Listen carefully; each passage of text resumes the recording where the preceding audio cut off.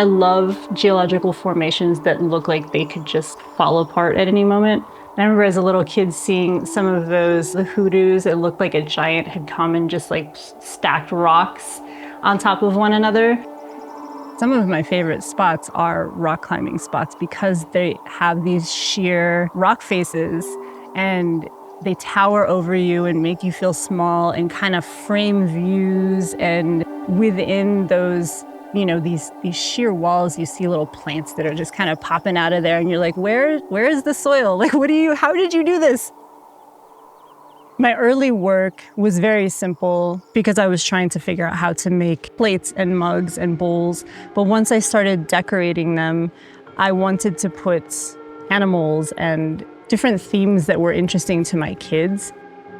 I decided to try selling on Etsy, and people were buying, these really early pieces. I had to figure out how to make a design that I could make relatively quick, along the lines of trying to make it mass-produced. I wanted to create a business where I included the ability to continue to learn new techniques while I made work and make it so that my customers kind of expected things to evolve over time. So that gave me space to not have to create the same thing over and over again. The work that I'm doing now kind of shifted in style a little bit more dramatically after 2020. Because that was just a chaotic year for most people due to the pandemic.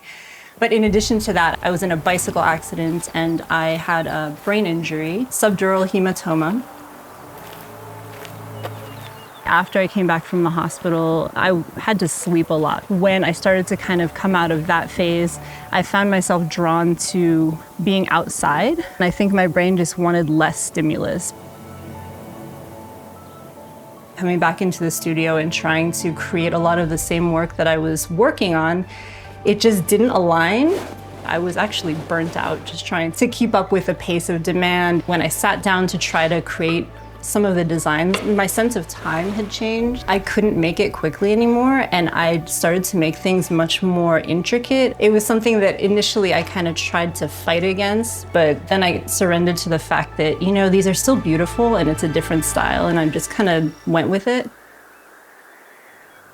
Once I was able to start driving again, I started coming up to Mount Lemmon, and I started to just observe the geology around me. In particular, I was drawn to the rocks that looked precarious, the ones that had fractures, the ones that were solid but just looked really fragile at the same time. So all of that kind of resonated with where I was at that particular moment. Having taken some glaze chemistry classes, I knew that basically our ceramic materials are made of rocks. And so I was like, ooh, I wonder how many of these rocks could actually be used for my pottery.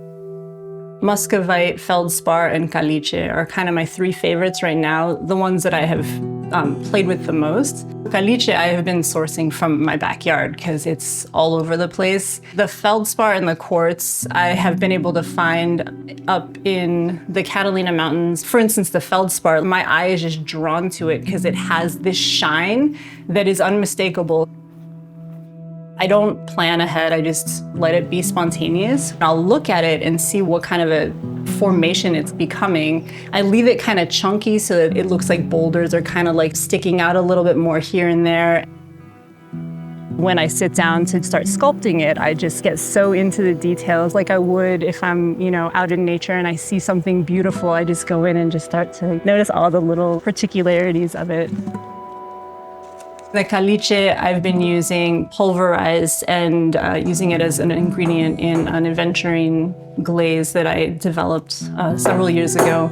And so aventurine glaze is a glaze that has crystals that are made of iron oxide, and they only appear when you have the perfect proportion of calcium carbonate and iron oxide. So these crystals wouldn't happen without caliche.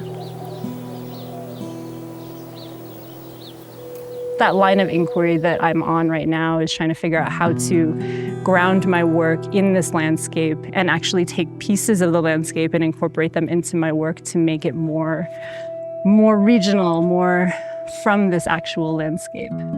I'm fortunate to have this kind of slow pace that that kind of works best for me and have the opportunity to explore these questions that are fundamental to where I want to take my work. I think I was making decent work before I slowed down, but I think that it just has kind of unlocked a different level of creativity in terms of how things look. I really wanted to take more time with each piece. I wanted the whole process to be more intentional. I only have maybe 2 or 3 shop updates per year because I want each piece to reflect that. It's almost like me trying to create a souvenir of an experience of awe in nature. I want to capture that moment and that scene and everything about how I'm feeling and like bring it home with me. And of course I can't. So then when I'm back in the studio, it's like that whole feeling just kind of comes out and I'm just like recreating it in this little tangible form. And then I feel like I brought it home with me.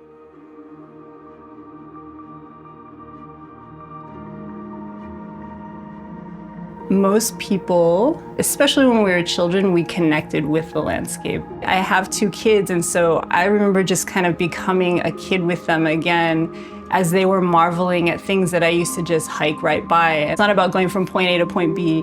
It's like checking out this marvelous little insect or like this rock outcropping So I think maybe trying to help people reconnect with that connection with nature and that awe and being in the present moment with these beautiful natural surroundings that we have.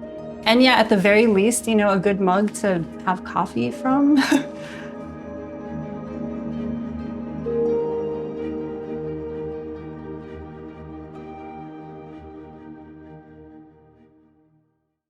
Hi, I'm Tom McNamara, host of Arizona Illustrated. Thanks so much for watching this story from our show. And for more local stories from Arizona Illustrated, just click right here.